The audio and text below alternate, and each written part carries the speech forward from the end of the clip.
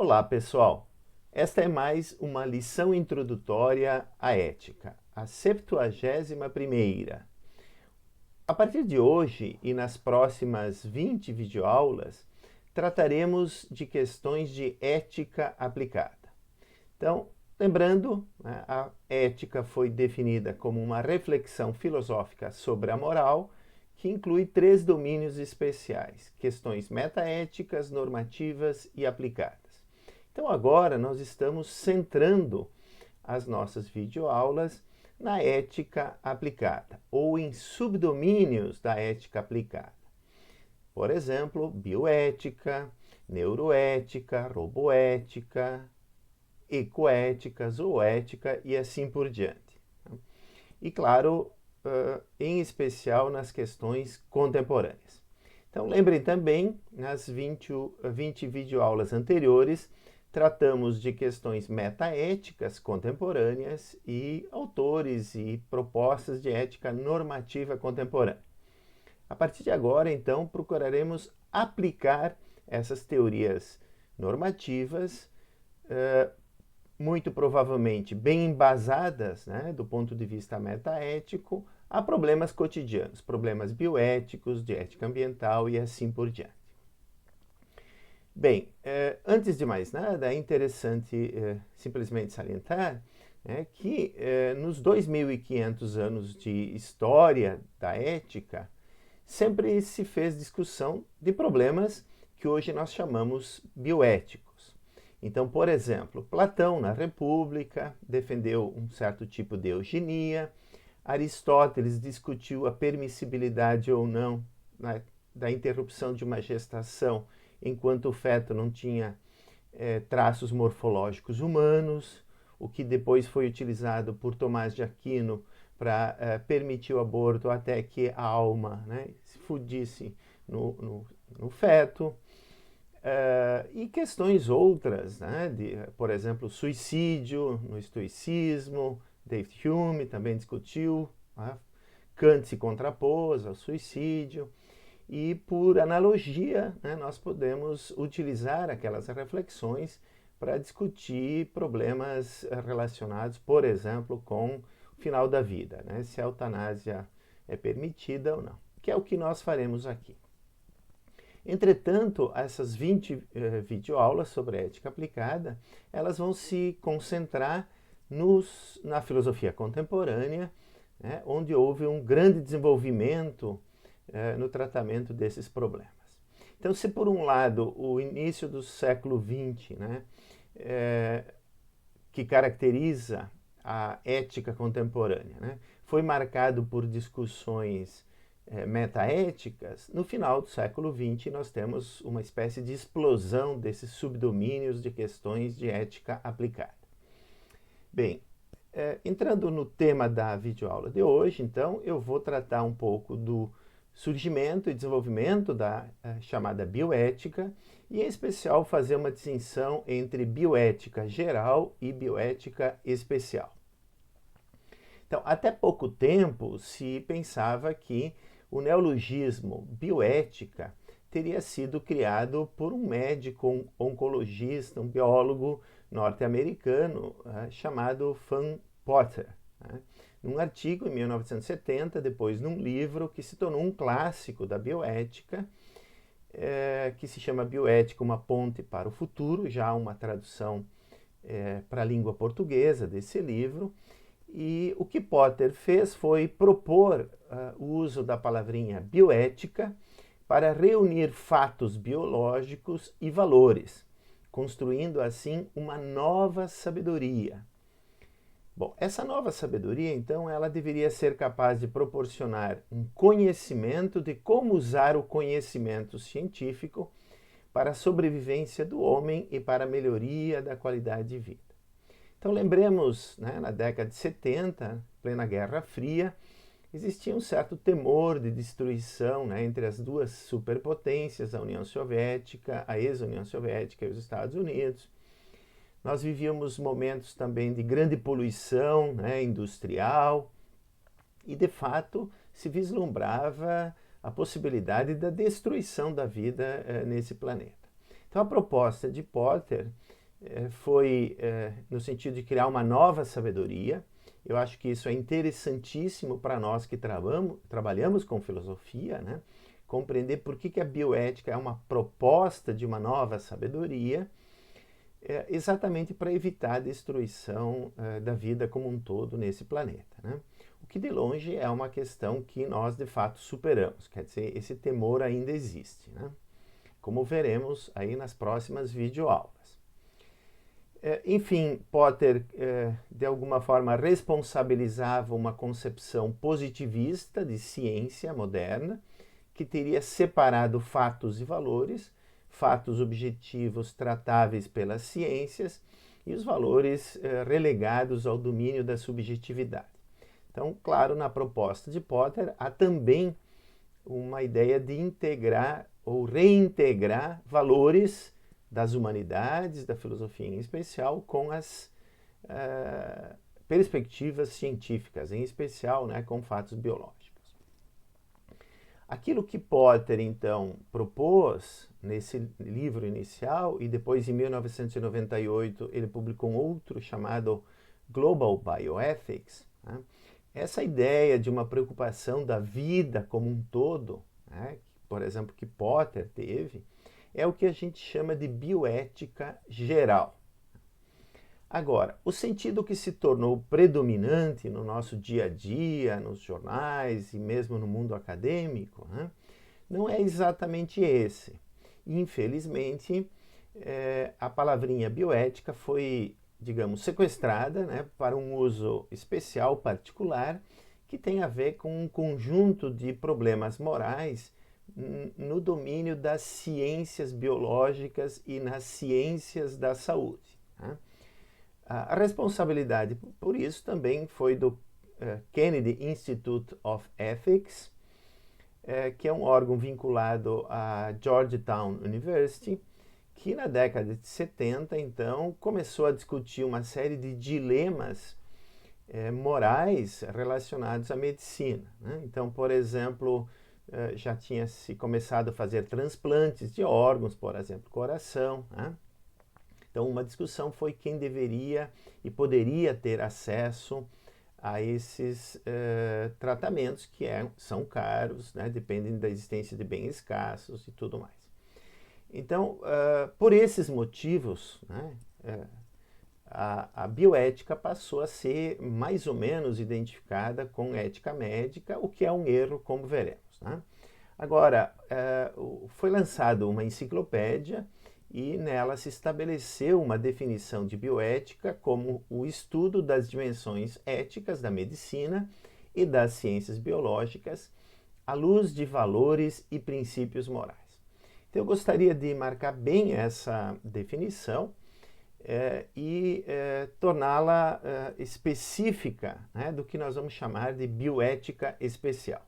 Então, bioética geral é essa preocupação, né, ética da vida como um todo, representada, por exemplo, no projeto de Potter, e bioética especial diz respeito às discussões sobre pesquisas com seres humanos, né, ou com tratamentos experimentais, principalmente no domínio das ciências da saúde.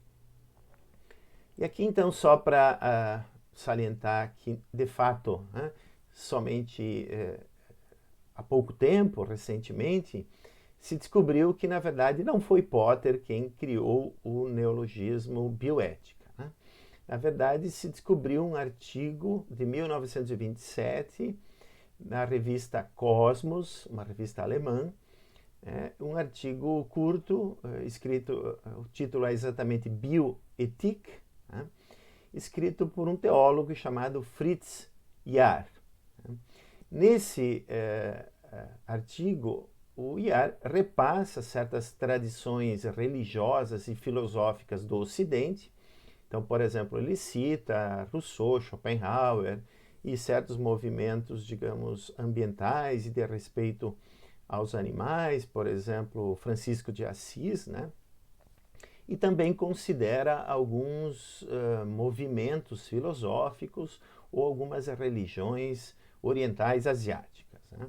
E ele, mais ou menos num espírito schopenhaueriano, digamos, né, de mostrar uma certa convergência dessas filosofias ocidentais e orientais, ele cria um princípio, né, que ele pensa que deveria, então, ser a base da bioética. Né? Então, esse princípio diz o seguinte: respeite cada ser vivo, por princípio, como um fim em si e trate-o, se possível, como tal. Então, nós vemos claramente aqui que Potter defende a superação da perspectiva antropocêntrica, né, na ética, que de alguma forma predominou na ética ocidental. Mais do que isso, então, ele não considera apenas seres humanos ou seres racionais, né, como tendo dignidade, esse valor especial, né, que para Kant é o que produz a exigência de que tratemos os seres, então, racionais como fins em si. Ele acha que qualquer ser vivo, né, pode ser um animal não humano, eventualmente até um vegetal, merece ser tratado, por princípio, como fim em si. Né? Então, aqui nós temos uma perspectiva, digamos, claramente biocêntrica, né? E, claro, ela não pode ser, digamos, também mal compreendida, porque tem aí uma cláusula, né? Trate, se possível, né, todos os seres vivos como fins em si. Esse se possível vem para evitar o que Potter diz que é uma espécie de radicalismo, né, de certas perspectivas éticas, por exemplo, a janaísta, né, que, enfim, tornaria a própria existência humana impossível. Né? Bem, nós eventualmente voltaremos a essas perspectivas mais gerais, né, de bioética, e é sempre bom, então, mencionar esse princípio, porque ele também tem, de alguma forma, uma clara influência, digamos, kantiana, né? Ela é colocada como um princípio categórico, embora deva se considerar, enfim, as consequências das nossas ações. Tá? Bem, nas nossas videoaulas, agora as próximas 20, nós vamos reservar algumas para tratar de questões de ética ambiental, algumas também para tratar de questões de ética animal, de zooética. Então, essa conexão da bioética, digamos, com esses outros domínios, né, a bioética geral, será aprofundada em videoaulas específicas sobre esses temas. Agora, nas próximas, nós trataremos da bioética especial, quer dizer, essa bioética que trata de problemas de valores, de princípios nas ciências da saúde, em especial biológicas, né? E fundamentalmente que lida com problemas éticos quando nós temos pesquisas com seres humanos. E aqui a pergunta é, então, por que isso seria um problema filosófico, ou ao menos como a filosofia pode ajudar? Né? Então, eu gosto muito dessa sugestão do Callahan.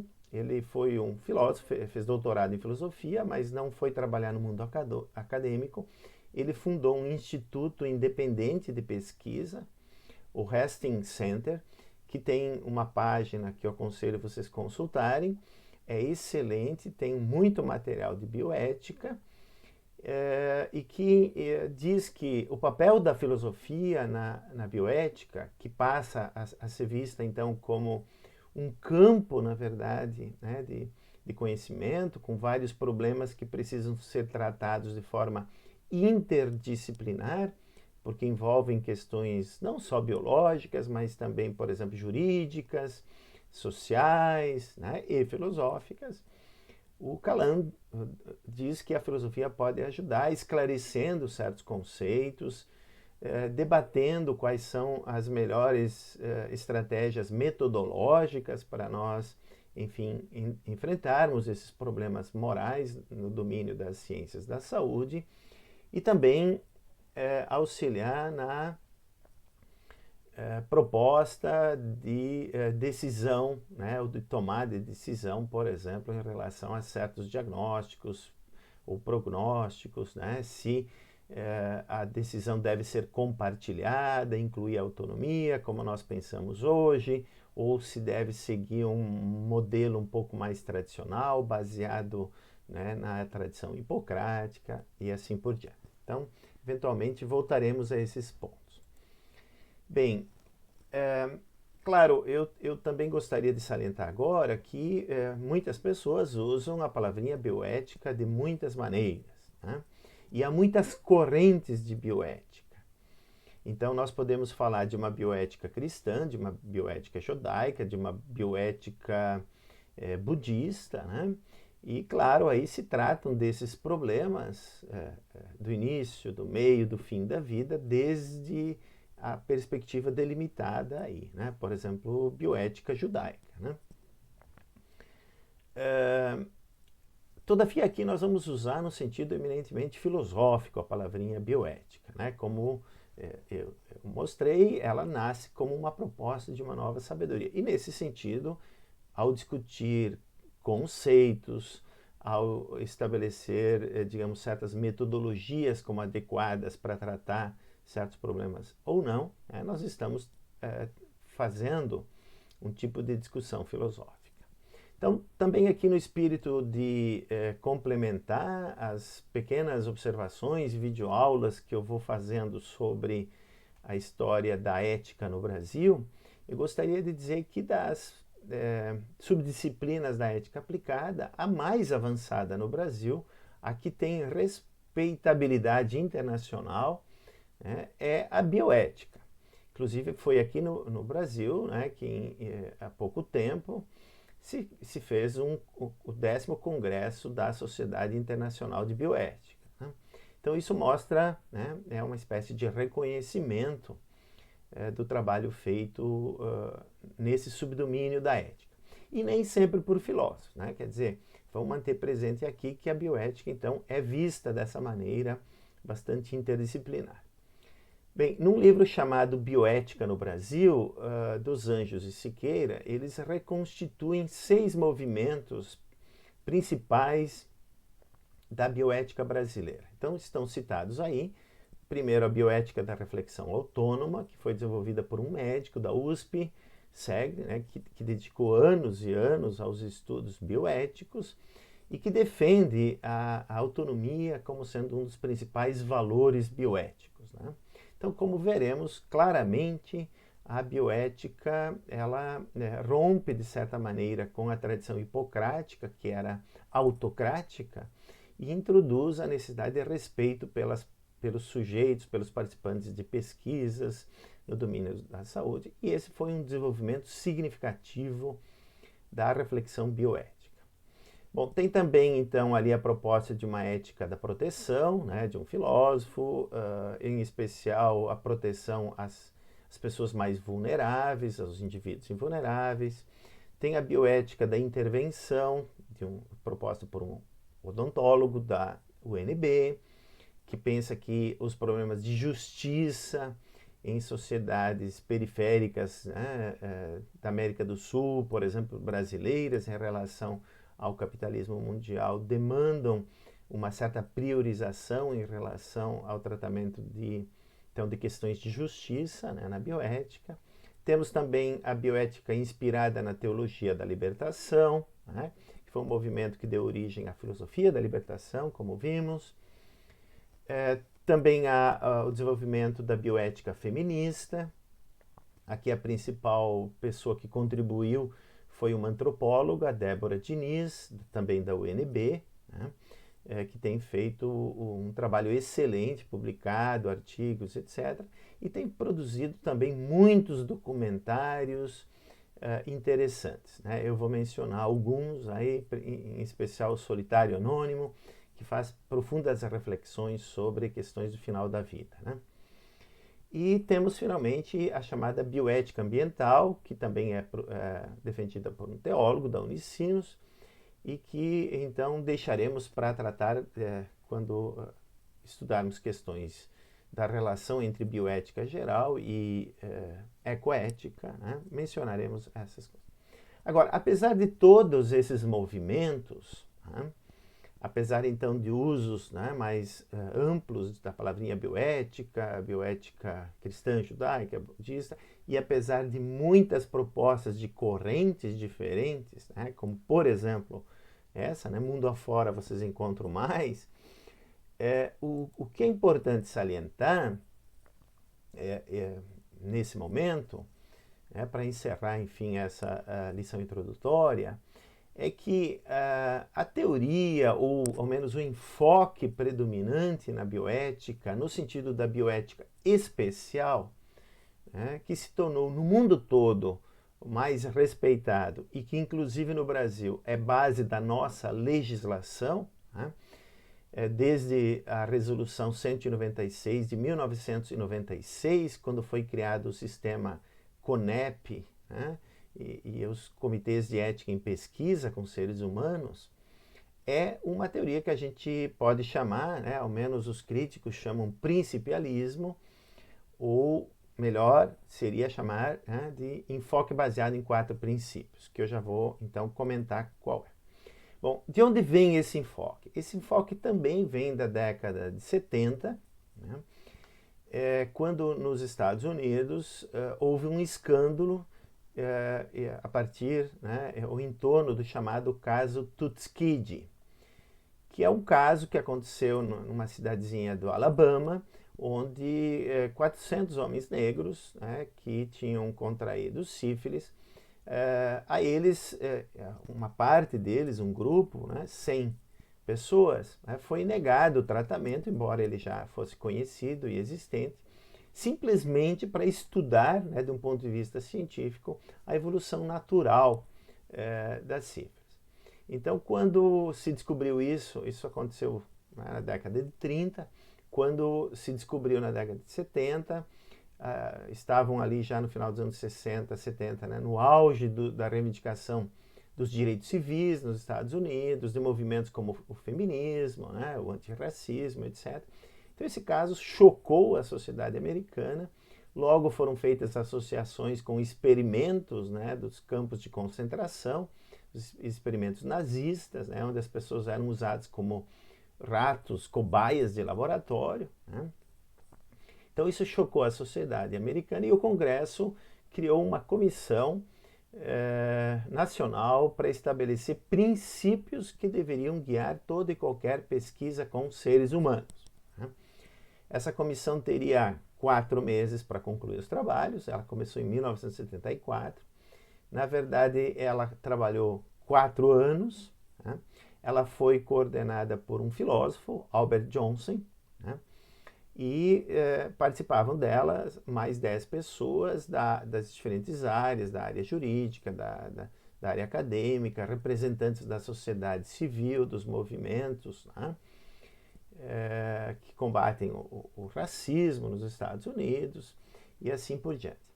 E no final, então, se promulgou uma espécie de constituição bioética. A elaboração foi feita por assessores, filósofos, Beauchamp e Childress, que eu já vou então comentar rapidamente. E esse relatório, ele estabelece, então ele vigora como lei nos Estados Unidos, e ele estabelece 3 princípios básicos que devem ser sempre observados quando se faz pesquisas envolvendo seres humanos. Então, primeiro é o respeito pelas pessoas, quer dizer, as escolhas devem ser consideradas e indivíduos não autônomos devem ser protegidos. Então, por exemplo, a pessoa deve consentir ou não na participação da pesquisa. O segundo princípio é o princípio da beneficência. Então, sempre o bem-estar deve ser promovido e os riscos e danos devem ser minimizados. E o terceiro princípio é o princípio da justiça, quer dizer, todas as pessoas devem ser tratadas de forma equitativa. Bem, então esse livro, que eu vou apresentar na próxima videoaula, que se chama Principles of Biomedical Ethics, escrito por Tom Beauchamp e James Childress, foi um trabalho publicado em 1979, a primeira edição, fez sucesso no mundo todo. Hoje ele está 8ª edição, ele foi substancialmente modificado ao longo do tempo, mas ele resultou desse trabalho da Comissão Nacional, né? E principalmente o Béchamp, que foi só assessor da comissão, ele teve discordâncias em relação a esses 3 princípios, né? Então, por exemplo, ele não fala de princípio de respeito pelas pessoas, mas como vocês estão vendo ali, respeito pela autonomia. O Béchamp e o Tydres também desmembram o princípio da não maleficência do princípio da beneficência. Então, são 2 princípios independentes. E, claro, o terceiro fica mais ou menos igual, mas eles também desenvolvem. Então, eu gostaria de marcar isso, né? Dizer que a bioética especial usa esse referencial principialista, né? A nossa resolução 466, que atualiza a resolução 196 de 96, que é mais recente, de 2012, ela utiliza um enfoque baseado nos 4 princípios, quer dizer, o respeito pela autonomia, a não maleficência, a beneficência e a justiça. Então é por isso que eu vou reservar uma videoaula especial para tratar desses princípios, eu vou explicá-los, né? Elucidar os pressupostos metaéticos, para que depois a gente possa discutir problemas pontuais de bioética, considerando esse referencial normativo. Então, convido vocês para assistirem a próxima videoaula sobre o principialismo na bioética. Até lá!